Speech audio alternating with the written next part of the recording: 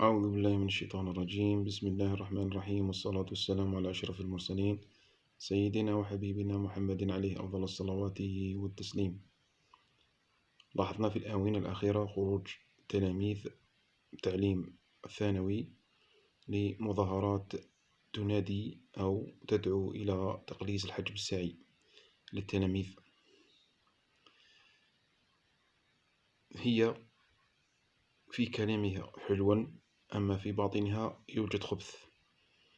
أيعقل أن تلميذ يدرس مجانا ولديه نقل مجاني ومطعم مجاني ويأخذ الكتب مجانا ويأخذ منحة كل سنة مجانا، وبالتالي يدعو أن يقلص له الحجم السعي؟ فهذا أمر غير معقول وغير مقبول. فنتمنى إن شاء الله من وزارة التربية الوطنية ومن أولياء أن يردعوا أولادهم، يعني أن الأولاد في هذا العصر أو هذا الوقت لا يريدون الدراسة، بل يريدون الشارع ويريدون الانتهاء والتخلص من العلم والتعلم.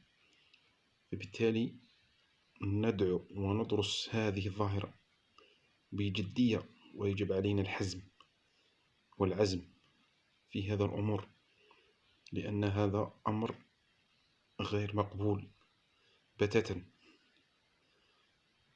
إذا كان الأستاذ أو الموظف الإداري يقوم بعمل نقابي كإضراب أو شيء، فذا حقه نقابيا لأنه يطلب بحقوقه. أما التلميذ الذي يخرج في مظاهرات وينادي على تقليص الحجم السعي فهذا أمر غير مقبول بتاتا.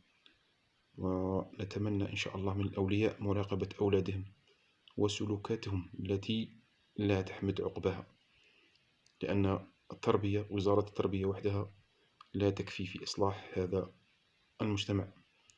في الزمن القديم كان الأسرة تلعب دور، والجيران يلعبون دور في تربية الولد، والمسجد يلعب دور، والمدرسة تلعب دور. لكن الآن الأسرة لا تلعب دور، حاشا البعض من الأولياء، ويطلبون من المدرسة أن تربي أولادهم. فنتمنى من الأولياء مراقبة أولادهم ويجب عليهم قيام بزيارات فجائية للمدارس التي يدرس فيها أولادهم، لكي يحس الولد أنه مراقب من طرف والديه. ولا نقول أن جميع الطلاب أو جميع التلاميذ فاسدين، بل هناك تلاميذ ما شاء الله.